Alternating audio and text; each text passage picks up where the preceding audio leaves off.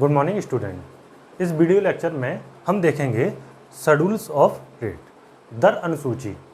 दर अनुसूची दो प्रकार से हम देख सकते हैं, एक होती है सेंट्रल, एक होती है स्टेट वाइज।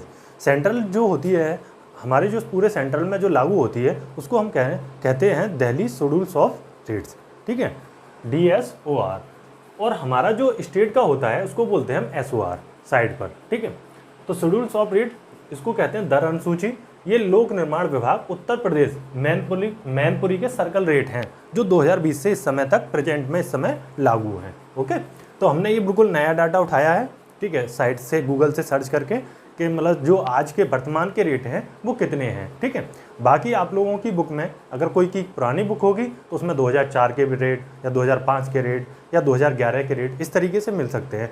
तो आपको चिंता करने की कोई आवश्यकता नहीं है, बस ये रेट हर साल बदलते रहते हैं, इसलिए अगर पुरानी बुक है तो पुराने के टाइम के हिसाब से होगी और नई बुक है तो नए के हिसाब से होगी। तो आपको चिंता नहीं करनी है, बस अंतर जो होगा वो थोड़ा सा रेटों में अंतर हो जाएगा। जैसे एक टाइम पहले जो एक मिस्त्री का रेट हुआ करता था वो 300 रुपये हुआ करता था, फिर 300 से 400 हुआ, 400 से वर्तमान में इस समय 500, 550 भी कोई चार्ज कर देता है। तो अलग अलग रेट रहते हैं। ऐसे मटेरियल के भी समय समय पर बदलते रहते हैं। जैसे इस समय लॉकडाउन पीरियड में जो मटेरियल के रेट हैं या लेबर के रेट हैं वो काफ़ी बड़े थे, ठीक है। तो हम क्या करते हैं, ये साइड टू साइड वेरी करते हैं और जगह जगह पर, तो इसलिए ये सर्कल रेट जो होते हैं वो अलग अलग हिसाब से ये अलग रहते हैं। जैसे अलीगढ़ के हिसाब से सर्कल रेट जो अलीगढ़ का रहेगा वो अलग रहेगा, जो बुलंदशहर का रहेगा वो अलग रहेगा, ठीक है। जो जितना कितना एरिया कवर करता है इस तरीके से ये डिपेंड करता है, ठीक है। अब ये मैनपुरी का पूरा सर्कल का रेट है, हमने 2020 से स्टार्ट है, अभी तक ये प्रेजेंट में है। तो आपको एक दिखाने के लिए कि वर्तमान में कितना कितना एक मिस्त्री का, ठीक है, या फिर इतने इस मटेरियल का इतना इतना रेट लगा हुआ है, तो उसके बारे में हम थोड़ा सा डिस्कस कर लेते हैं, ठीक है।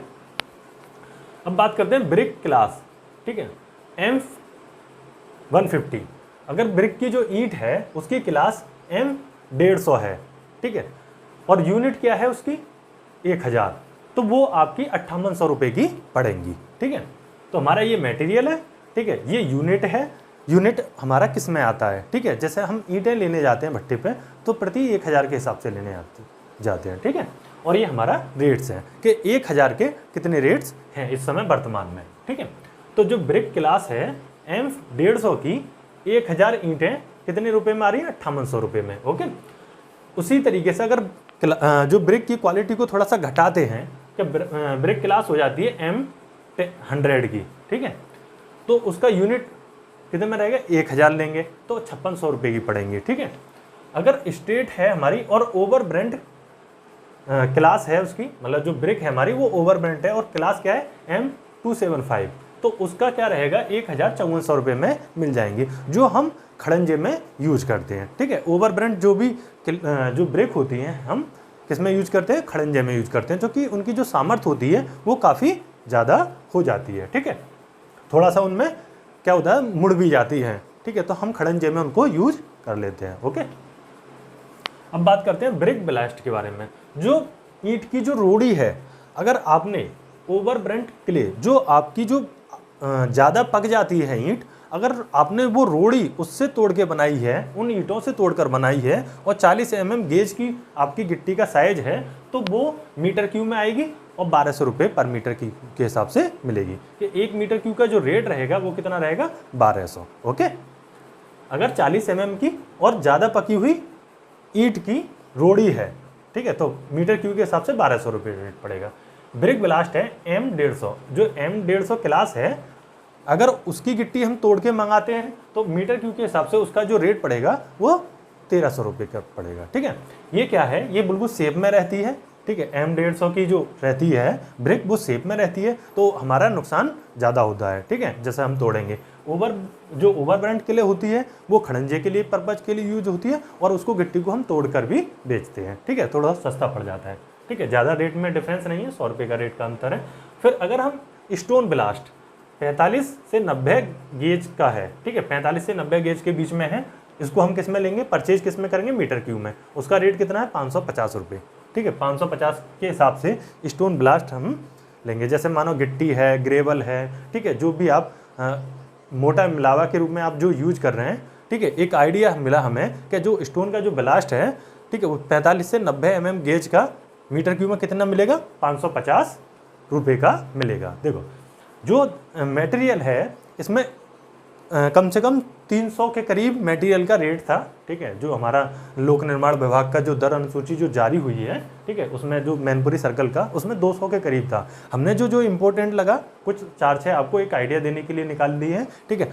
आप अगर साइट पर जाते हैं और साइट पर मानो कोई भी काम होता है, लकड़ी का काम होता है कि ये लकड़ी मानो टीक की है या शीशम की है, तो उसका रेट आप शेड्यूल्स ऑफ रेट से निकाल के उसका एस्टिमेट कर सकते हैं, ठीक है।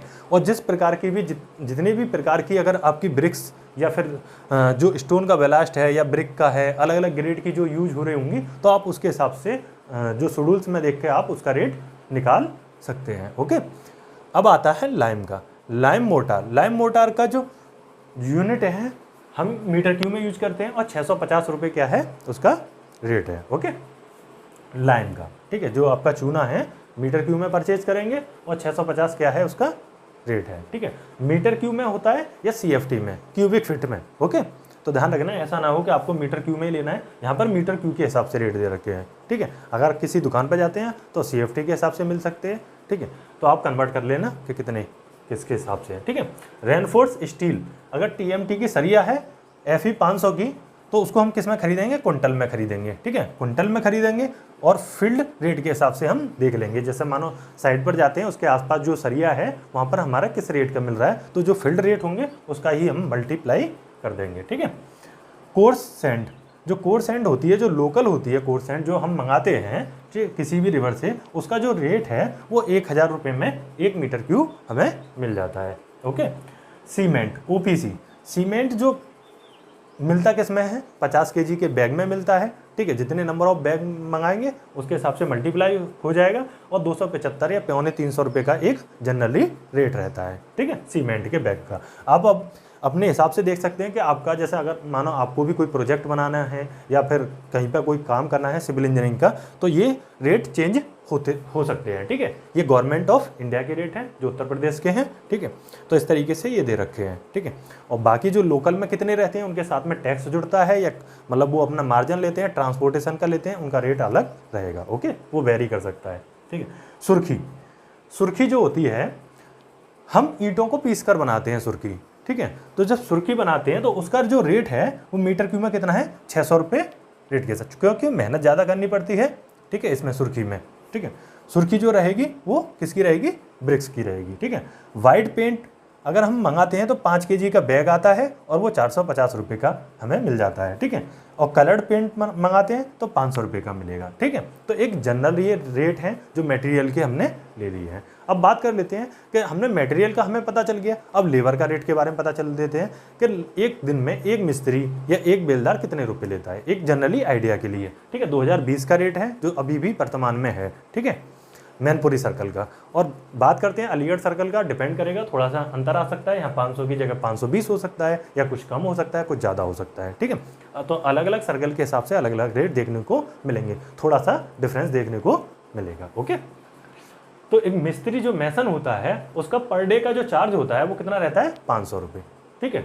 तो उसका जो यूनिट है पर डे में रहेंगे, ठीक है। एक बेलदार हो या मिस्त्री पर डे पर काम करेगा, एक दिन का उसका चार्ज जो रहेगा, ठीक है, तो उस तरीके से हम निकालेंगे। तो मिस्त्री का चार्ज है मैसन का पर डे कितना, 500 रुपये। ओके, और कारपेंटर होता है बढ़ई, ठीक है, बढ़ई का जो चार्ज है वो कितना है, 450 रुपये। ओके, 450 रुपये का वो एक दिन का चार्ज लेगा, ठीक है, उसका रेट है, ठीक है। ब्लैक स्मिथ होता है तुम्हारा, ब्लैक स्मिथ किसके कहते हैं, लोहार को, ठीक है। जो लोहार है उसका जो पर डे का रेट है 450 रुपये, ठीक है। ये चीज़ें ऊपर नीचे हो सकती हैं सर्कल रेट के हिसाब से। ओके, और फिटर का जो रेट है वो 425 रुपये है।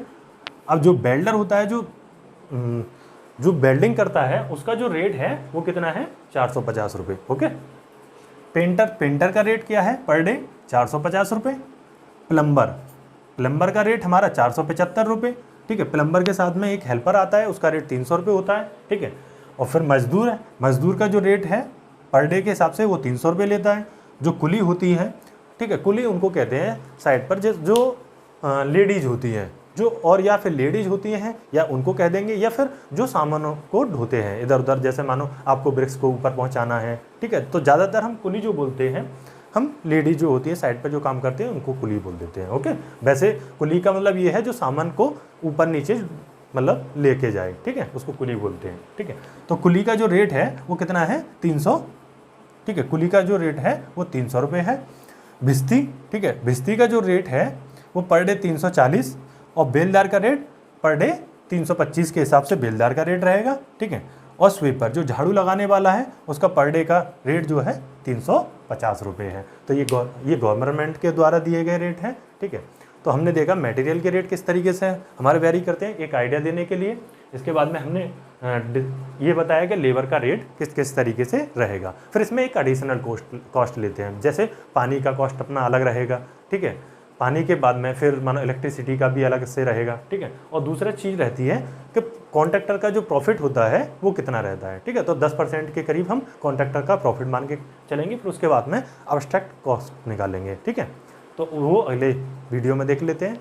ठीक है, एक लेंगे कि इसमें हमने अर्थवर्क किया है, कंक्रीट किए हैं। ठीक है, इस तरीके से हमारे कितने मिस्त्री लगे, कैसे कैसे लगे, तो उनका हम अब वीडियो बनाएंगे। ओके, तो इन चीज़ों के बारे में मैं समझता हूँ आपके समझ में आ गया होगा कि किस तरीके से हम ये हमारा क्या है एस्टिमेटिंग तैयार कर रहे हैं हम धीमे धीमे। ठीक है, यहाँ से हमने मटेरियल का देखा, यहाँ से हमने लेबर का देखा। लास्ट वीडियो में हमने ये भी देखा कि एक काम के लिए जैसे 10 मीटर क्यूब के लिए 1 मीटर क्यूब के लिए कितना कंक्रीट की आवश्यकता होगी, अब ये निकालेंगे। और उसमें हमने क्या देखा था कि 10 मीटर क्यूब के लिए कितने मिस्त्री, कितने बेलदार, कितने मजदूर, कितने कुली लगेंगे। ठीक है, ये लास्ट वीडियो में हम देख चुके हैं। ठीक है, तो 1 बाय 1 हम सारी चीज़ों को एक एक करके समझते जाएंगे। फिर हम सारा समझ लेंगे तो पूरा एक बिल्डिंग का जो 4th चैप्टर है उसको भी हम कंप्लीट कर देंगे। पूरा बिल्डिंग का एक एस्टीमेट बना देंगे जिसमें सभी वर्क होंगे। ठीक है, तो हम क्या कर रहे हैं, टुकड़ों में पहले टुकड़ों से समझते जा रहे हैं, फिर एक बार में हम पूरा समझ लेंगे। ओके, तो ये चीज़ें हैं। और आपको निकालना है कि हमारे मतलब सर्कल रेट क्या है, तो आप गूगल से ये सर्कल रेट भी डाउनलोड कर लेते हैं। एक और इम्पोर्टेंट बात रह जाती है कि कभी कभी ऐसा होता है कि सर्कल रेट में कुछ रेट नहीं मिलते। मानो आप कोई एक विशेष प्रकार का कार्य कर रहे हैं, उसमें अगर मानो वो रेट नहीं है तो आप क्या करेंगे, दिल्ली शेड्यूल्स ऑफ रेट्स पे जाएंगे। ठीक है, DSOR पे जाएंगे, तो वहाँ से जो रेट होंगे उन रेटों के हिसाब से आप एस्टिमेट करेंगे। तो ध्यान रखेंगे, केंद्र वाले रेट के पास में चले जाएंगे, जो दिल्ली के द्वारा बनाया हुआ रेट है उस पर जाएंगे। ठीक है, जो स्टेट में अगर जो रेट नहीं दे रखे होंगे किसी मटेरियल के या किसी लेबर के या किसी के, ठीक है, तो हम किस पे जाएंगे, DSOR पे। ओके, तो इस वीडियो में इतना ही रहने देते हैं। मटेरियल का रेट और लेबर का रेट समझ लेते हैं। Okay, thank you.